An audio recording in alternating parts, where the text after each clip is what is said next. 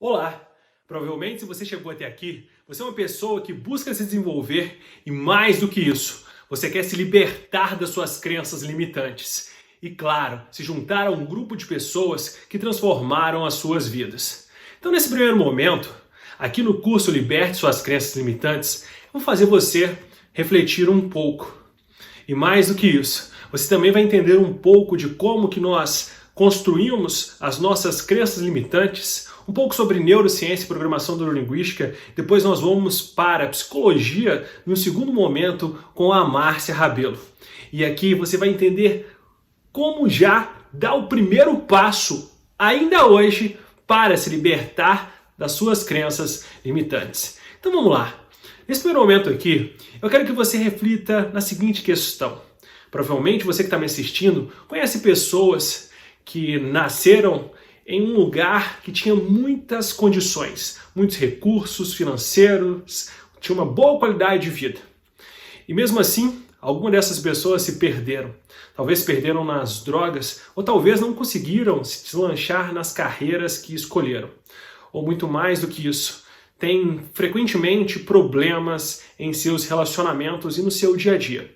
E você também talvez conheça pessoas que não tinham boas condições de vida, não tinham muitos recursos e mesmo assim se transformaram em grandes profissionais ou também em grandes pessoas tranquilas, calmas em seus relacionamentos, que conseguem lidar com o seu dia a dia, que viraram grandes empresários ou esportistas, grandes profissionais ou talvez artistas, ou simplesmente adquiriram uma grande tranquilidade e equilíbrio emocional.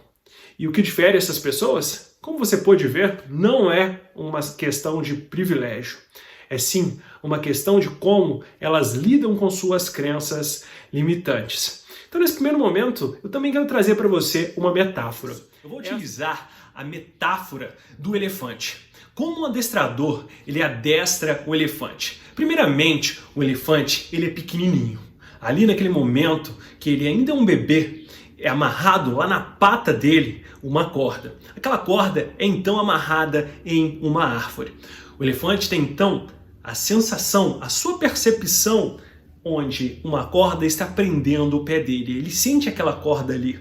Ele também consegue enxergar aquela corda. E ela é amarrada em uma árvore que é bem grossa. O que acontece? Aquele filhotinho ele tenta sair e ele não consegue. Lá no inconsciente dele já foi registrado. Tem uma corda me prendendo e eu não consigo sair daqui. Afinal, tem uma árvore gigante segurando ele. Mas ele tenta tantas vezes, ele começa a associar sempre com a ideia da corda que está no pé dele, na sua pata, perdão. Ou, às vezes, também é amarrado ao seu pescoço. Então, o que acontece? A corda virou para o elefante uma crença limitante. E por que uma crença limitante? Depois que o adestrador percebe que já está lá no nível inconsciente do elefante e que ele tomou uma certa consciência que quando ele está com a corda, ele está preso, ele não pode sair, o elefante agora é só ele sentir na sua percepção, né, sinestésica, o nosso tato no caso aqui, a pressão da corda no seu pé, junto com a questão visual dele ver uma corda, ele já percebe que ele está preso. Por isso, o adestrador faz exatamente igual na imagem que você está vendo aqui do lado. Agora, é necessário apenas colocar um toquinho e amarrar uma corda ao pé do elefante, e por mais que ele seja grande, lá no inconsciente dele tem algo dizendo: você não consegue sair daqui. Perceba que agora o elefante é extremamente grande e forte. De forma consciente, se ele tivesse consciência daquilo, era muito simples ele sair correndo e arrancar aquele tronquinho. E provavelmente você também já viu em filmes alguns elefantes que são presos em cadeiras. Eles estão amarrados em cadeiras, que era somente ele arrastar aquela cadeira. Mas aquilo está num nível bem profundo. Um nível bem profundo que é a inconsciência. Foi martelado tantas vezes nele ali na sua infância que aquilo faz parte dele e ele não consegue sair daquilo. E o que acontece? Então, a nossa mente muitas vezes funciona dessa forma. Provavelmente você que está me assistindo aí pode ter alguma coisa desse tipo. Algo que muitas vezes você sabe que está te prendendo. E talvez seja algo que pareça simples de ser mudado, mas você não consegue mudar. Que você viu tanto tempo aquilo que para você fica normal, mas o normal que talvez que te prenda atingir seus objetivos. Você já se pegou se perguntando, por que eu não consigo determinada situação? Ou por que eu não sou produtivo? Por que eu não consigo obter riqueza? Por que eu não consigo entrar em bons relacionamentos? Por que eu sinto medo? Por que eu não me sinto merecedor? Por que eu não me sinto capaz? Porque eu sou velho, eu sou idoso, eu não consigo fazer aquilo. Nossa, eu sou muito novo, eu não tenho tempo para nada. Muitas pessoas falam isso o tempo inteiro. Outras pessoas entram em relações profissionais e não sabem lidar com o outro. Entram também em relacionamentos amorosos e não sabem lidar nem consigo mesmo e muito menos com o outro. Não sabem lidar também com as suas finanças e se perdem em diversos aspectos. Muitas dessas estão presas nas suas crenças limitantes. Agora você vai começar a entender como o nosso cérebro processa as informações. Como você pode ver nessa imagem, exatamente 95% das nossas crenças positivas e crenças limitantes, estão na nossa mente inconsciente. E apenas 5% da nossa mente consciente, no caso agora, é responsável pela questão da nossa consciência lógica, a nossa capacidade de planejar as coisas, a nossa capacidade também da linguagem. Mas olha que profundo isso. Nós acreditamos que entendemos tudo o que está acontecendo conosco, mas não é bem assim. Esses padrões acontecem em um nível muito profundo. E a nossa mente inconsciente é responsável por quê? Nossa mente inconsciente é responsável por algumas coisas que são autônomas. Você não precisa de estar pensando nela para ela acontecer. Por exemplo, você pode piscar os seus olhos de forma consciente, mas a maior parte do tempo, quando você está assistindo esse vídeo, por exemplo, você está piscando os olhos e nem mesmo está percebendo que está fazendo essa ação. Assim como a sua frequência cardíaca, ela vai lá, ela se regula, o seu coração está batendo sozinho. A sua pressão arterial ela também é regulada de forma autônoma. E mais do que isso, esse sistema ele também é responsável pelas nossas ações instintivas e mais básicas, como a necessidade de comer, de beber, de fazer sexo, de reprodução que o ser humano tem. E a gente tem dentro desse sistema inconsciente também um outro sistema que chama sistema límbico. Esse sistema ele é responsável pelas nossas emoções. E exatamente isso, as nossas emoções fazem parte da crença que você constrói, seja ela positiva ou negativa. Também questões que você repete muito para você. Entendendo isso, você já começa a entender mais sobre crenças limitantes e até mesmo como alterar as mesmas. Mas e por que ao entender isso, você já começa a ter uma consciência mais clara sobre tudo isso? Vamos pensar agora na sua história. Aqui nós temos um cérebro, e representado aqui como se fosse uma placa de computador. Quando você é uma criança, inicialmente você está recebendo algumas informações ali. Mas esse computador ele tem muito poucas informações. Ao longo da sua vida, você começa a aprender com seus pais, com a sociedade, com os professores, com as pessoas, dependendo da religião que você frequenta, caso você tenha uma religião, com os seus amigos. Então, nós aprendemos através de 3 bases de crenças. As crenças hereditárias, as crenças sociais e também as crenças individuais. Aquelas crenças que a gente aprende a partir das nossas experiências. E muitas vezes essas crenças fazem com que nós temos a mentalidade de um elefante. Nós acreditamos que algo que nos prende, e a gente às vezes até sabe, olha, é só um tronco. Se eu arredar um pouco, ele vai sair. Mas mesmo assim, a pessoa ela fica presa lá. Fica presa, às vezes, em relacionamentos que não estão dando certo, ou em fazer atos que não estão dando certo também, ou ficar presa na mentalidade de que ela não consegue ganhar dinheiro, que ela não pode ser amada, que ela não merece ter fama ou sucesso, ou ela não merece ter uma paz e uma tranquilidade espiritual, ou até mesmo inteligência emocional para lidar consigo mesmo ou com os outros à sua volta.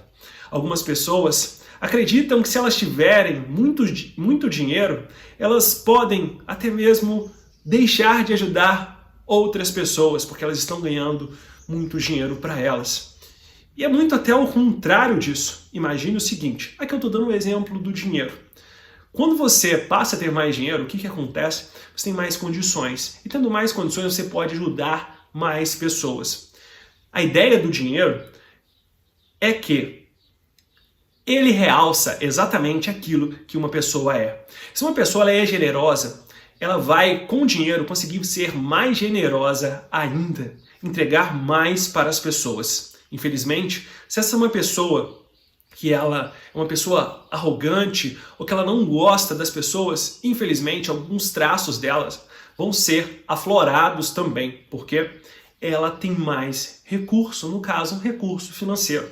Mas quando a gente está tratando aqui, a gente não está falando somente de recursos financeiros, a gente está falando de vários recursos. Recursos mentais, por exemplo, como se dar bem consigo mesmo. Como pensar e ter uma mentalidade de abundância. Abundância de quê? Abundância de possibilidades, de mostrar para você mesmo que você é capaz, de perceber que você pode se relacionar, pode se comunicar de uma forma melhor. Então, agora, para seguir a nossa aula, nossa primeira aula do curso Liberte as Suas Crenças Limitantes, a Márcia Rabelo vai abordar ainda mais sobre isso. E eu tenho certeza que você vai aprender a cada minuto do nosso curso Liberte das Suas Crenças Limitantes. Agora com vocês, um pouco da Márcia Rabelo e fique ligado em tudo que está por vir. É isso aí, Silas. Agora nós vamos aprofundar um pouco mais no tema sobre crenças. O que realmente são crenças? Aqui nós vamos tratar de crenças não com cunho religioso, mas como uma percepção interna. É a forma como nós enxergamos o mundo. São um conjunto de ideias que temos sobre pessoas, sobre situações. E como diz o Silas, isso é inconsciente e tem um componente emocional aí. Como que eu enxergo o mundo? Como que eu percebo o mundo? E cada um vai perceber de uma forma diferente, de acordo com toda a sua herança emocional que nós vamos ver daqui a pouco. São os nossos comandos internos que determinam os nossos pensamentos. As crenças são aqueles comandos internos que determinam os nossos comportamentos, os nossos pensamentos e sentimentos. E olha que é importante vocês entenderem. Aquilo em que nós acreditamos, que são as crenças, que tornam uma verdade absoluta para nós, elas geram os nossos comportamentos e, consequentemente, os resultados. Então, as crenças, é importante que vocês entendam que é essa nossa percepção da realidade, a nossa interpretação de tudo aquilo que acontece ao nosso redor. Agora, como se formam as crenças? Vamos aprofundar um pouco mais desse conteúdo? Como que são formadas as crenças? As crenças são formadas na primeira infância. E o que é a primeira infância? A psicologia, né, que é a ciência do comportamento, ela traduz a primeira infância, que ela diz que é dos 0 aos 7 anos de idade. É aquele momento que a criança ela é influenciada de forma positiva e negativa pelos pais, pelos professores, amigos, parentes. Todo o ambiente em torno vai contribuir para influenciar essa criança e que ela comece a formação da sua crença ali. Toda experiência dolorosas ou agradáveis que essa criança passa, isso vai servir de construção do seu modelo de crenças, do seu programa mental. E é interessante que a criança, a gente fala que a criança é como se fosse uma esponja. Ela absorve todo o mundo por meio dos sentidos. Tudo aquilo que ela ouve, tudo aquilo que ela vê de uma forma repetida, tudo aquilo que ela sente e experimenta, isso tudo vai contribuindo para a formação da crença dela, para a formação da realidade, da percepção que ela vai ter do mundo. Isso é importante observar que independente da experiência que ela passa, ela vai construir uma determinada crença. E aí, gente, nós vamos entrar no ponto de quais os tipos de crenças. Nós vamos falar em 2 tipos de crenças. São 2 tipos de crenças importantes que vocês devem conhecer. São as crenças positivas, que também chamadas de crenças fortalecedoras, e as crenças negativas, que são as crenças limitantes. Olha só, crenças fortalecedoras, o nome já diz. São crenças que te fortalecem. São crenças que funcionam como mola propulsora para que você possa atingir o seu objetivo. São crenças que te impulsionam a você conquistar aquilo que deseja, a buscar realmente os seus objetivos. Então, olha só, para vocês verem um exemplo de crenças fortalecedoras. Se eu me comprometer, eu consigo. Você já viu algumas pessoas que falam disso? Se eu me comprometer em realizar alguma atividade, se eu me comprometer em realizar tal objetivo, eu consigo. Ou então, se eu quero, eu consigo. Essas crenças estão relacionadas com o quê? O que tem por trás de uma crença fortalecedora? Autoconfiança, autoestima elevada. Isso tudo relacionado com aquilo que a criança vivenciou. Isso tudo relacionado com toda aquela herança emocional que a criança teve. E as crenças limitantes? As crenças limitantes, também como o nome diz, elas que nos limitam. Elas nos impedem de atingir os nossos objetivos. Elas nos paralisam. Você já viu aquelas pessoas que ficam dando volta em círculos? Aquela famosa corrida dos ratos? Corre, corre, corre e não chega a lugar nenhum? São as crenças limitantes. Importante perceber que sempre por trás de uma crença limitante tem algum sentimento de medo. No curso que nós vamos iniciar agora em outubro, nós vamos aprofundar um pouco mais nisso. Quais são as emoções negativas que estão por trás da crença limitante? Quais são as emoções negativas que carregam uma crença limitante? Então, por exemplo, quando a gente fala impossível ganhar dinheiro fazendo o que ama, é uma crença limitante. Por quê? Porque tem um componente, uma justificativa, vamos dizer assim, ilógica, irracional. Porque essa não é uma verdade absoluta. É a verdade para a pessoa que está pronunciando. Porque tem muita gente que ganha dinheiro fazendo o que ama. Tem muita gente que consegue prosperar fazendo aquilo que realmente faz sentido para ela. Uma outra crença limitante, sou velho demais. Essa é uma crença muito comum que a gente ouve bastante, algumas pessoas comentando. Eu sou velho demais para aprender um novo idioma. Eu sou velho demais para conseguir um novo emprego. Eu já passei dos 50 anos, eu não tenho mais como conseguir emprego. Crença limitante. Essa é uma crença limitante que paralisa as pessoas. E agora a gente vai falar um pouco de como identificar uma crença limitante. Quando que eu sei que é uma crença limitante? Eu vou dar algumas dicas, algumas pistas para que vocês possam começar a identificar as crenças limitantes. Olha só, como identificar uma crença? Começa a pensar quais são as desculpas, quais são as justificativas que você está dando para você mesmo não realizar um determinado objetivo. A pergunta é, o que impede de atingir os seus objetivos? Qual é a justificativa que você está dando? E principalmente se for uma justificativa irracional, ilógica, tem uma crença por trás disso aí. Então, por exemplo, tem um exercício muito simples e prático que você pode começar a fazer agora para você ir experimentando e identificar a sua crença. Também nós vamos aprofundar isso no nosso curso Liberte Suas Crenças, que começa agora em outubro.